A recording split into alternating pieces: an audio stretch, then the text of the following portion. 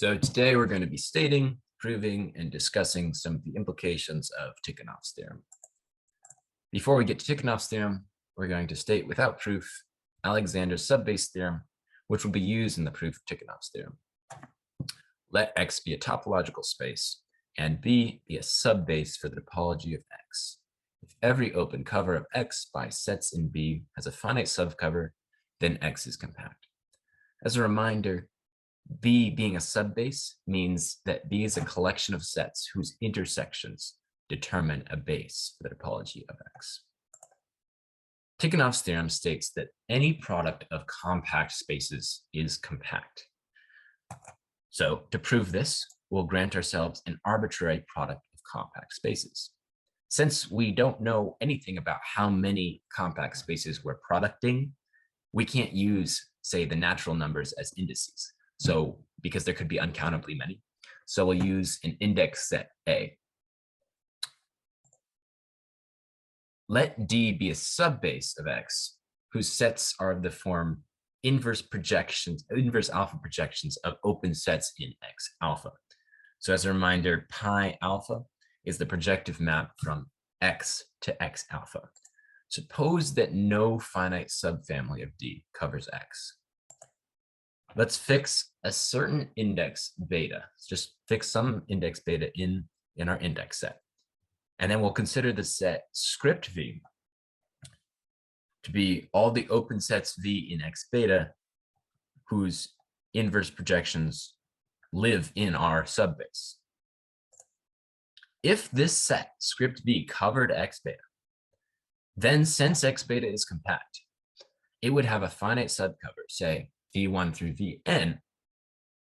But if we took the inverse beta projections of each of those, then that would cover X because V1 through Vn covers X beta, which would give us a finite subset of D that covers X, contradicting our supposition in line 3. So script V does not cover X beta. And what this means is that there's points we can find that are in X beta, but aren't in any of the elements of script V. And so we'll specifically choose a little x of beta in our space, big X of beta, such that it's not in any of those V's, not in the union of them. And since there was nothing special about beta, we can repeat this process and choose such a point for every element of our index set. And this is where we're tacitly assuming something called the axiom of choice, which Sean will touch on later. The combination of these choices determine an element of X that's not in any of the sets of the subbase D. Because if it were to be in one of the sets, well, all of the sets have the form of these inverse projections of some U alpha, but that would mean that X alpha was in U alpha, which is not true by construction. And so since we have some point that's not in any of the elements of our subbase, there are no open covers of X by elements of our subbase. Now let's remind ourselves what Alexander's subbase theorem said for a moment. It says if we pick a subbase, which we did, we picked D, and then if you can show that every open cover of that subbase has a finite subcover, then X is compact. But we just showed that there are no open covers of that subbase by sets open covers of X by sets in our subbase. And so then we can conclude that X is compact. And so we've proved Tychonoff's theorem that any product of compact spaces is compact. All right, so I'll be going over some basic applications of Tychonoff's theorem and how we can use chapter 6 along with Tychonoff. So a lot of the theorems in chapter 6 need our space to also be Hausdorff. So there's a new theorem we have to prove, which is that any product of Hausdorff spaces is also Hausdorff. The way we want to do this is let's consider some product where we have alpha in our index set A over X of alpha, and every set X alpha is Hausdorff. And we wish to show that the entire product space is Hausdorff. So we're going to pick distinct points X and Y in our product. And since they're distinct, there must be some alpha naught index set where X of alpha naught does not equal Y sub alpha naught. And here, since our X of alpha naught space is Hausdorff, looking at this diagram, we can create open sets U and V in X of alpha naught such that X of alpha naught is contained in U and Y sub alpha naught is contained in V. And then we can construct open sets in our entire product space by considering the product of the entire space when our set is not equal to X of alpha naught. And in the case where our set is alpha naught in our index set, we're going to cross it with our open sets. So our set on the left here, X, is contained in this open set, which is open in our product. And on the right, Y is contained in this open set, which is contained in our product. And both of these are disjoint. So that gives us our result. The product of alpha in A, X of alpha, is Hausdorff. Okay, so now we have this theorem. We have some really nice results that pop out in combination with Tychonoff. So let's consider a product of alpha in A of X of alpha, where every X of alpha is both Hausdorff and compact. And by our last theorem, a product of Hausdorff spaces is Hausdorff, even if we're uncountably infinite. And also by Tychonoff, our main result, the product is compact. So two nice results that plot really quickly from that is by 6.4, compact subsets of our product are closed since our product is Hausdorff. And by 6.5, since our product is both Hausdorff and compact, our product is normal. Now let's consider there's one more result we can get using 6.7.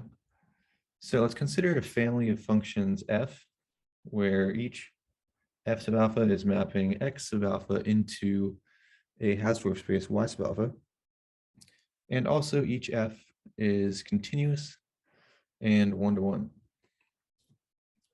By 6.7, if we're looking at an individual map, this tells us that x of alpha is homeomorphic to the image of x of alpha under f sub alpha. But now let's consider a function on the entire product. So f mapping from the product of x of alpha in script A into the product of alpha and script A of the image of f sub alpha script x of alpha. So basically this function f is taking each x sub alpha in our product into f sub alpha.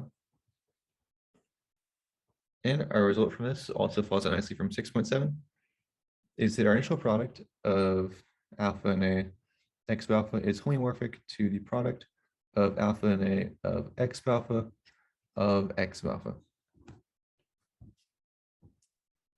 So one result of Tychonoff's theorem that Tychonoff actually used himself is the Stone-Cech compactification.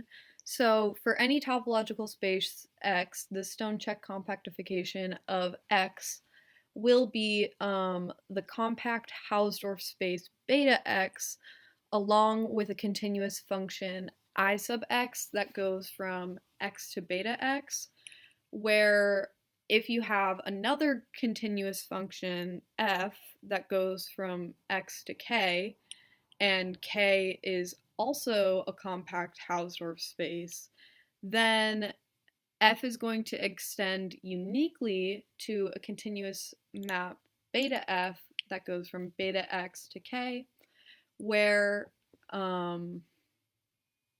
beta x of I of x is going to equal f, and this diagram on the bottom sort of works out. So now, in order to construct beta x, we first have to introduce some notation so that our construction is easier said. So if x and y are sets, then y to the power of x is going to be the set of all functions such that f goes from x to y.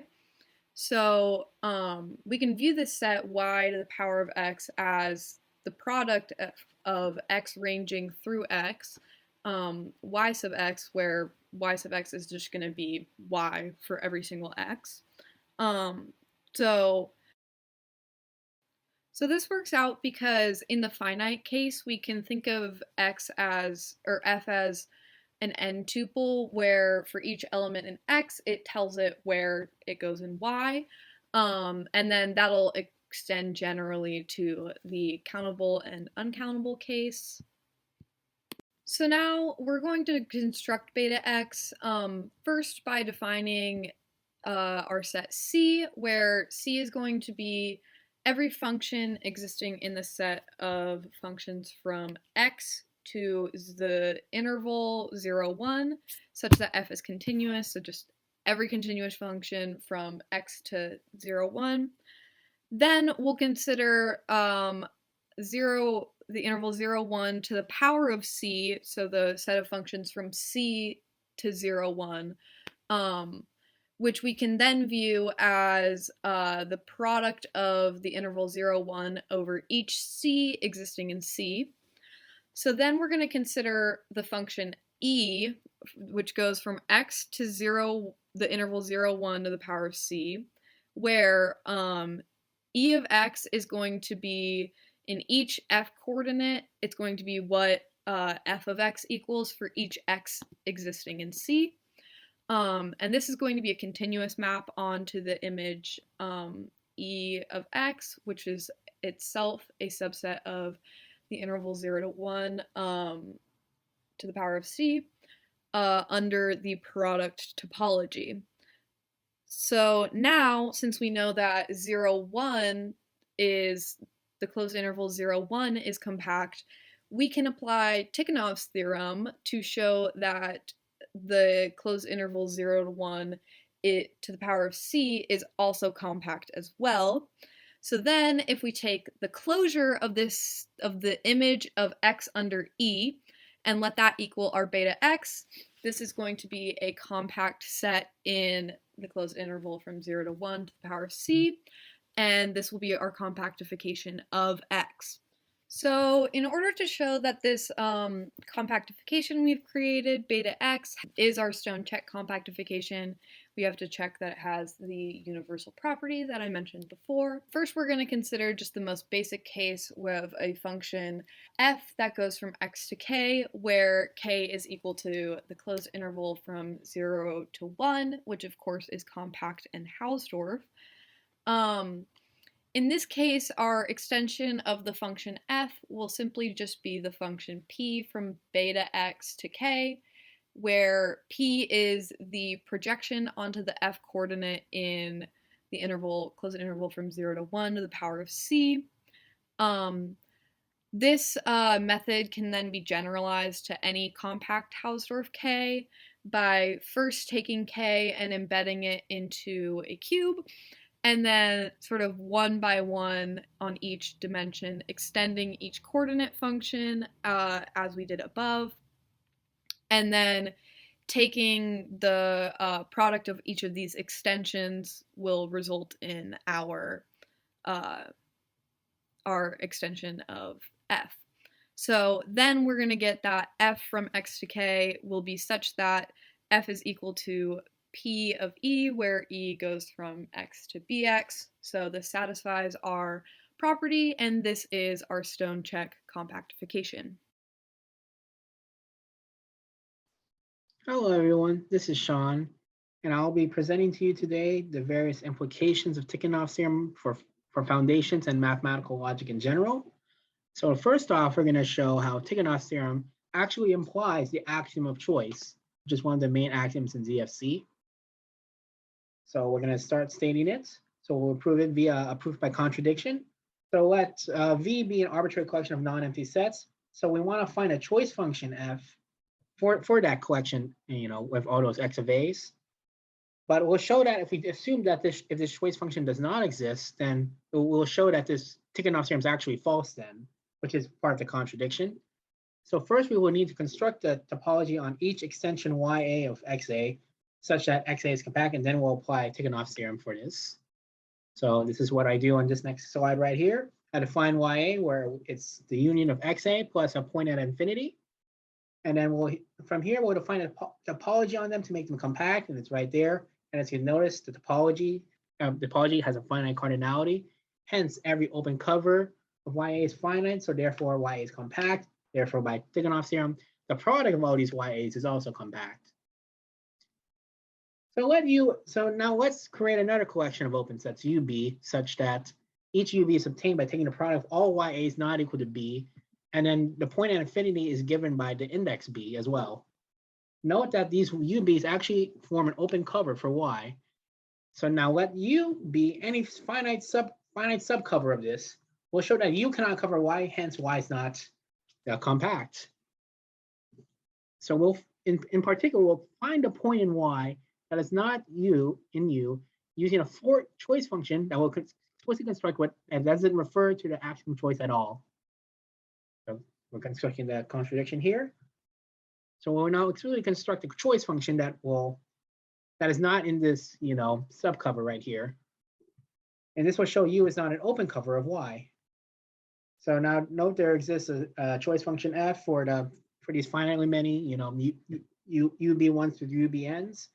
And we know this exists too. And this does not use the axiom of choice because it's finite. And this can actually be proven in ZF without using the axiom of choice.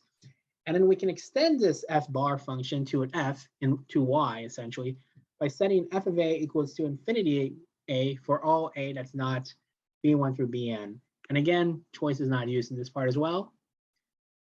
So now we have our F is a choice function from A to these Y's now.